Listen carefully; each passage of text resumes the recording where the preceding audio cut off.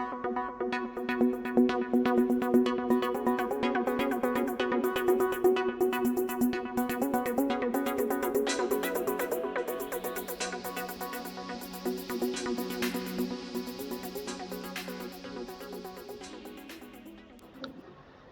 chào các bạn đã quay trở lại với kênh YouTube Ông Kính Đọc Truyện TV. Sau đây tôi xin đọc tiếp truyện Ngạo Thế Đan Thần tập 72 với tựa đề Bạch Hổ Thần Quyền. Xin mời các bạn chú ý lắng nghe. Dược gia có rất nhiều người nhưng thực lực tổng thể lại không mạnh. Đối mặt 6 tên cao thủ phạm võ cảnh tầng 8 của Trầm gia cùng hơn 300 con cháu tinh anh không muốn sống, hơn ngàn người Dược gia liên tục bại lui, lập tức đã bị đánh đến lui trở về bên trong Dược gia, mà cửa lớn rắn chắc của Dược gia cũng bị Trầm Thiên Hổ đánh nát, sát nhập vào bên trong Dược gia. Mà bên ngoài đại quảng trường là chiến trường của Trầm Tường cùng Trầm Phú Vinh. Hai tay cùng hai chân của Trầm Phú Vinh đều bị chân khí màu đỏ tràn ngập khí tức cuồng dã lượn lờ. Chân khí màu đỏ lượn lờ ở bên ngoài hai cánh tay của hắn chậm rãi biến thành hình thái, nhìn qua như là hai cánh tay của dã thú, có móng vuốt sắc bén, cánh tay rắn chắc mà thô to, nhìn qua rất là dọa người. Hai chân cũng là như thế, chân khí màu đỏ bao vây tứ chi của hắn lại biến ảo thành tứ chi dã thú, xem ra là rất cường hãn. Từng cỗ chân khí hung ác nồng nặc áp bách tới Trầm Tường. Trầm Tường lại lùi lại mấy bước, cau mày nhìn Trầm Phú Vinh. Lúc này hai mắt của Trầm Phú Vinh đã biến thành màu đỏ, xem ra hắn giống như là một con lão sói hung mãnh. Đây chính là thực lực chân chính của phàm võ cảnh tầng 9 sao? Trầm Tường thầm nghĩ. Phàm võ cảnh tầng 9 chính là chân hình cảnh, căn cứ công pháp tu luyện có thể ở bên trong đan điền ngưng tụ chân khí thành một loại hình thái. Bình thường có thể chia làm hai loại, một loại là hình thái chim muông, một loại là hình thái binh khí. Đương nhiên còn có một ít cái khác, hình thái khác, tỉ như hình hoa sen, hình thái ngôi sao, hình thái sấm sét, đều là xem công pháp tu luyện mà định. Nếu như ngưng tụ chân khí thành hình thái chim muông là có thể vận dụng ra sức mạnh đặc thù của chim muông. Nếu như là hình thái binh khí liền có thể ngưng tụ ra một khí binh phi thường lợi hại. Nếu như ở thời điểm sử dụng binh khí, để khí binh dung hợp lại cùng những binh khí kia, uy lực sẽ càng cường đại hơn. Trầm Phú Vinh trước mắt Trầm Tường chính là đem chân khí ngưng tụ thành lang hình. Nổ lang quyền. Trầm Phú Vinh cách không nổ ra một quyền, chỉ thấy địa phương hắn đứng bởi vì không chịu nổi, hắn đột nhiên phóng thích lực lượng chân khí cường hãn, biến thành hai cái lõm sâu, mà sau khi nắm đấm của hắn đánh ra ngoài cũng tuôn ra một trận hồng quang.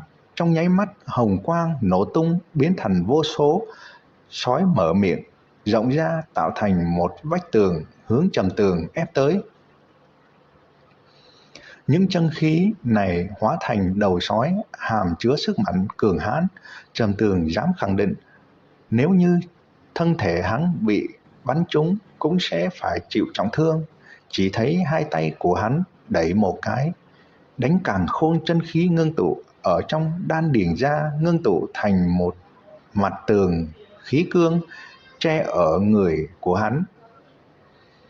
Càn khôn chân khí do ngũ hành dung hợp mà thành là vô hình vô sắc, nhìn qua giống như là trong suốt, nhưng cố khí tức kỳ lạ này vẫn có thể làm cho người ta cảm ứng được. Vô số chân khí hóa thành đầu sói kia lao tới Trầm Tường, tản mát ra từng đạo sóng khí, mặt đất đều bị cỗ sóng khí này thổi đến mức nát tan. Vô số chân khí đầu sói cuồng bạo tấn công tới, đụng vào bức tường khí cương vô hình trước người Trầm Tường kia. Hai cỗ chân khí uy lực tương đương va chạm, nhất thời tuôn ra một trận nổ vang kinh thiên. Một cỗ khí lãng lấy địa phương va chạm làm trung tâm, giống như gợn nước dập dờn về bốn phía. Chỉ thấy gạch đá trong quảng trường theo cỗ khí lãng rung động này đều dồn dập biến thành bụi phấn. Nguyên bản quảng trường phủ kín gạch đá hiện tại đã biến thành một mảng bùn đất gập ghềnh, mà phía trước Trầm Tường càng xuất hiện một cái hố rất sâu. Trầm Phú Vinh thấy công kích của mình mất đi hiệu lực, liền lập tức lao tới, cặp chân giống như cự lang kia phi đạp trên mặt đất, nơi đi qua đều sẽ sản sinh một cái lõm sâu. Hơn nữa, thời điểm hắn bước ra một bước đều sẽ làm cho mặt đất rung rẩy, phát sinh ra âm thanh ầm ầm, giống như một con voi lớn lao nhanh. Trầm Phú Vinh đối với Trầm Tường có thể thả ra một loại chân khí kỳ dị mà mạnh mẽ kia cảm thấy khiếp sợ. Nhưng hắn cho rằng dù Trầm Tường như thế nào cũng chỉ là một thiếu niên võ giả phàm võ cảnh tầng 8. Bất kể là kinh nghiệm thực chiến hay là trình độ chân khí đều không thể sánh được với hắn vẫn có phần thắng rất lớn. Tự đại ngu muội, ngày hôm nay ta sẽ đưa ngươi quy thiên. Trầm Phú Vinh cười gằn một tiếng, đột nhiên nhảy lên, hai chân khép chặt chung một chỗ, tuôn ra một trận hồng quang từ trời cao tà tà đâm xuống, tốc độ nhanh như thẩm điện. Chỉ là một con sói mà thôi, cái gì uy phong chứ? Trầm Tường cười lạnh nói, nhìn Trầm Phú Vinh từ không trung hạ xuống. Trên nắm tay Trầm Tường tụ đủ càn khôn chân khí, một trận sát khí tuôn ra, chỉ thấy nắm đấm hắn lấy một tốc độ nhanh hơn chớp giật đánh ra. Trong quá trình xung kích, cắt phá không khí bùng nổ ra một đạo hổ gầm rung trời. Bạch Hổ Thần Quyền. Nắm đấm kia của Trầm Tường như cự sơn vạn trượng đánh tới Trầm Phú Vinh, đánh vào bên trong gan bàn chân của Trầm Phú Vinh, nhất thời bùng nổ ra một đạo hổ khiếu trùng thiên, sóng khí dâng lên giống như bao phủ bốn phía, thổi bay một trận cát vàng, mặt đất cũng nhiều thêm vài vết rách. Trầm Phú Vinh vốn cho hắn là có thể như lợi kiếm phá hủy hết thảy phòng ngự của Trầm Tường, có thể đâm vào địa phương chí mạng của Trầm Tường, nhưng lại không nghĩ rằng ở thời điểm này một chân của hắn đột nhiên bị một cỗ lực lượng cường hãn va chạm đến, làm toàn bộ bắp đùi của hắn hóa thành thịt nát. Một chân của hắn đã bị Bạch Hổ Quyền của Trầm Tường phá hủy. Khiến người ta kinh hãi chính là cái chân kia của Trầm Phú Vinh dĩ nhiên trở nên khô héo, phảng phất bị rút lấy hết thảy sinh mệnh. Đây chính là chỗ lợi hại của Bạch Hổ Thần Quyền. Bạch Hổ Thần Quyền này cũng là lần thứ nhất Trầm Tường thi triển ra. Sau khi đánh ra ngoài, chẳng những có thể bùng nổ ra sức mạnh khủng bố, còn có thể thả ra sát khí vô tận, thôn phệ hết thảy sinh khí của đối phương. Lão gia hỏa, đây chính là hậu quả người coi thường địch thân.